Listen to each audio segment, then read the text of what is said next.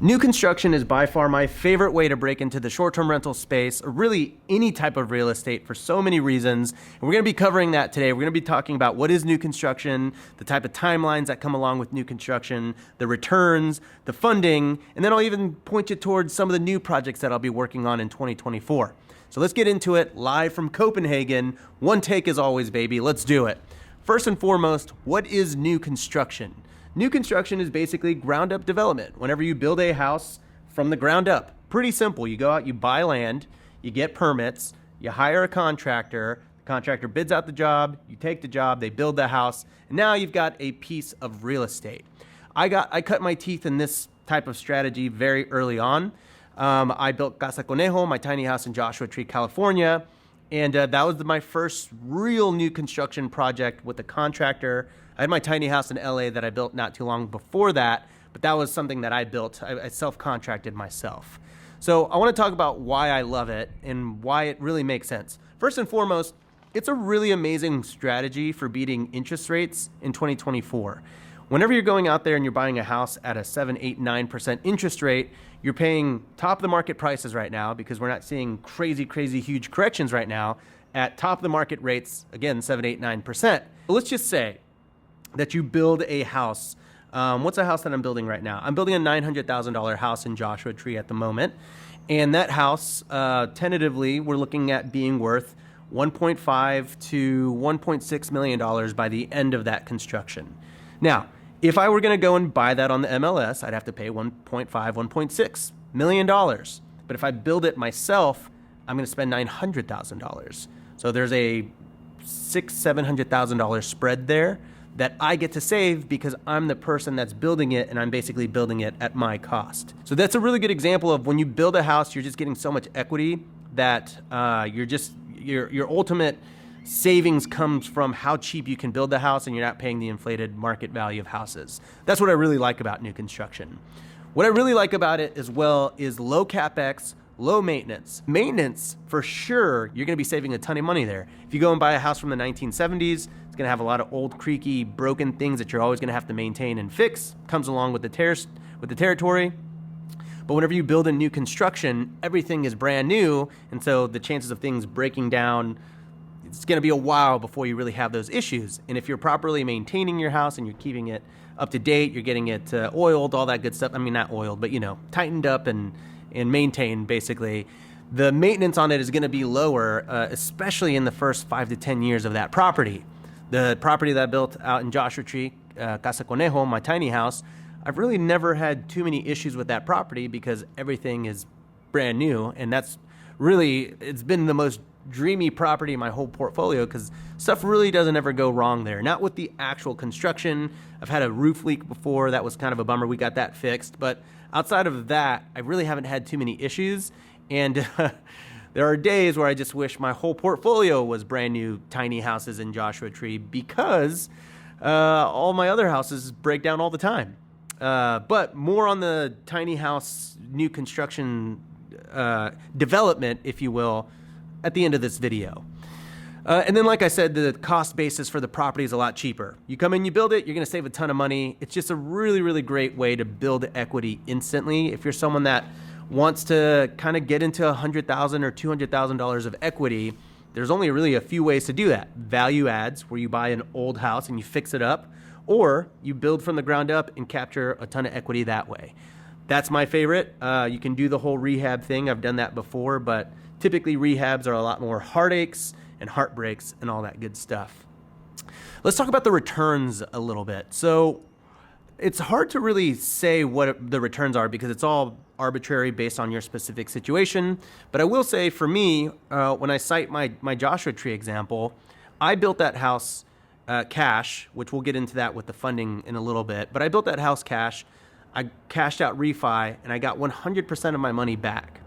And so now I have a 30-year loan on it, but all the money that was invested in that property has been returned to me.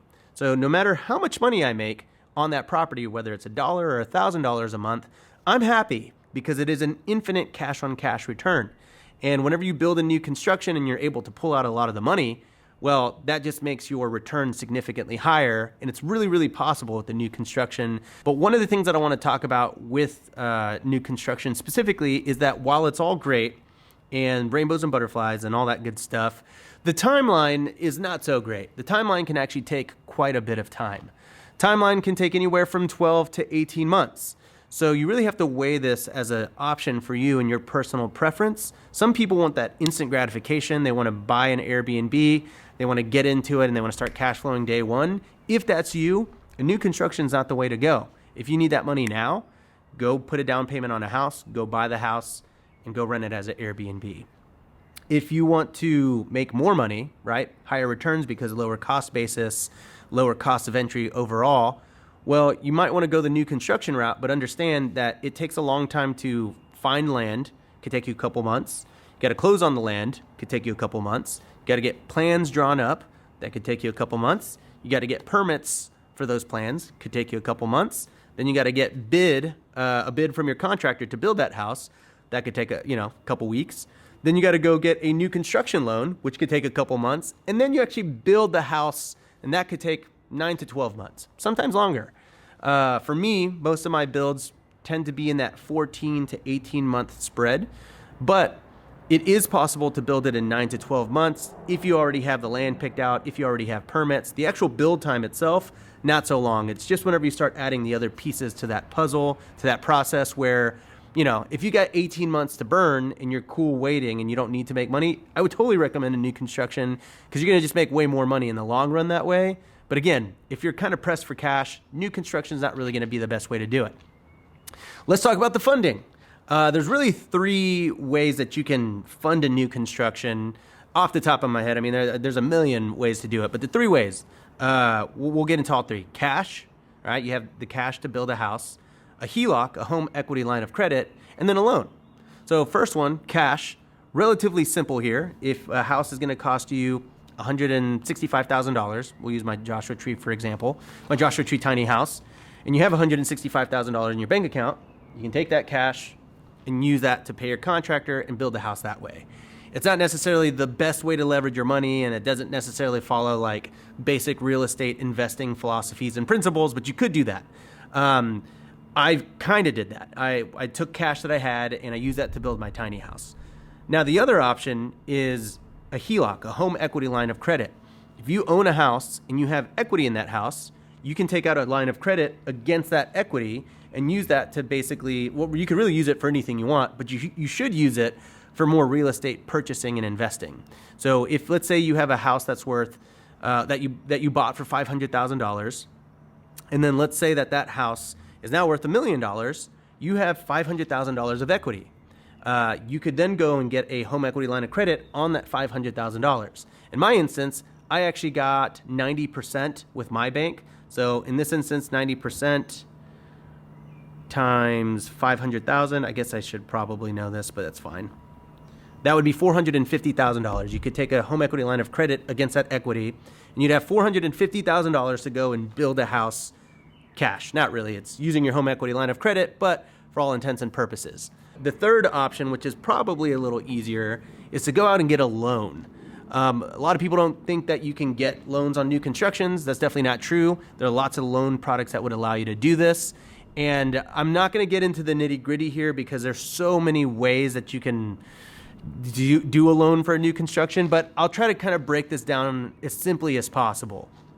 It kind of works like, depending on the loan you have, it kind of works like most loans. You go and you put a 20 to 25% down payment on that final build price, and the bank will basically loan you the money to go and build it. So I'll give you an example here. Let's say it's going to cost you $1 million to build your house, right? Your new construction project, including your land. Well, the bank will say, hey, we will loan 20 to 25%, or we will loan 75% of that loan. You have to bring 25%.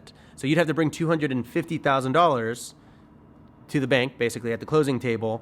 You'd have to have $250,000 to put in your 25%, and then the bank will loan you $750,000 from that point to then go and build the property. Now, it gets a little hairier there. I'd like to say it's that easy, but there's a lot of paperwork between you, the bank, and the contractor. The contractor has to get approved with the bank. And then when the contractor actually starts building certain parts of your house, the bank will send an inspector to make sure that the contractor actually put the foundation in, the electrical, the wiring, just to make sure that you're not getting ripped off, all that good stuff. So there's some accountability there.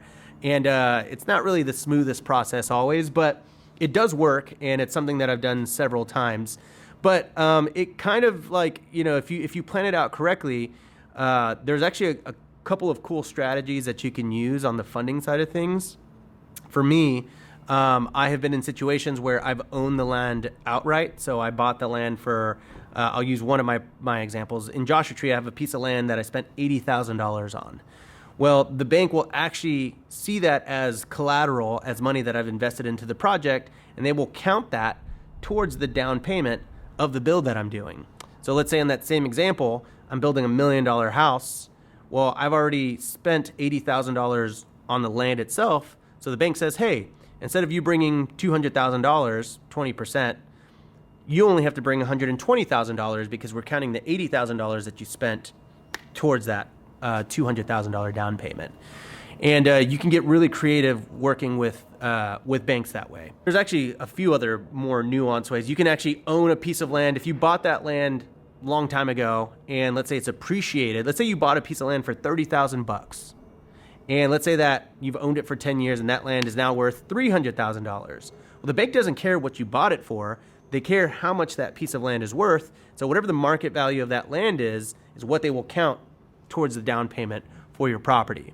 That's one example. Like I said, there's a ton of different loan options out there, but it's a really neat way to break into this because, again, we're talking about having the bank fund a new construction, and where it starts to get really interesting is like this house that I'm doing in Joshua Tree, California right now. The bank is basically lending $750,000 or so towards this property, and it's at an interest rate of 8%. So it's actually not super bad. They're basically loaning the entire loan amount for me to build it because I have the land, it's worth more, all that good stuff.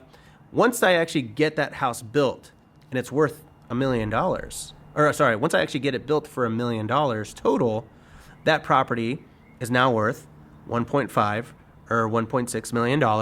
I can then go to the bank and say, hey bank, this house is worth $1.5 million. I would like to do a cash out refi and get all my money back. And so the bank says, great, we will give you 75% of that $1.5 million. Well, 75% of $1.5 million is $1.125 million. Now, in this instance, I spent $1 million to get it built, roughly. I don't have the numbers off the top of my head. But the bank will actually let me take out $1,125,000. So I could just take out the $1 million if I want to just pay back everything and then kind of have like a free house. Or I could take $1,125,000, so an extra $125K, pay off the original construction loan. Now I have $125,000 in my pocket that I could then use to go and buy another piece of land that I could then use as a down payment on another property. And if you play the new construction game right, you can continually do this. This is exactly what I did with my tiny house in Joshua Tree, California. It cost me $165,000 to build. It was worth $225,000. The bank gave me 75% of $225,000, which came out to $165,000, and I got all that money back. So all the money, the cash that I invested in the HELOC got paid back, and I got a free house. And so if you play this strategy correctly, and you can look at your comps and you can look at what the house will be worth after it's built, and you're just very strategic about it, you can actually get houses for free in new construction. Now, you do have to start with a little bit of money, right, in order to do this. For me, I had some cash in a HELOC. You might have to go raise money from a private money partner, private money lender. You might have some money saved up. You might have to borrow from your 401k. You could take a loan out on it. You could take a HELOC. There's so many ways to do it. But if you have the cash on hand, it can supercharge a portfolio for you where if you spent 12 to 18 months doing this at a time, in 10 years or so, you could have anywhere from 5 to 10 free houses, which is kind of what I'm working on right now. I am working on 4 properties in Joshua Tree, California. If you want to learn about them, watch this video next.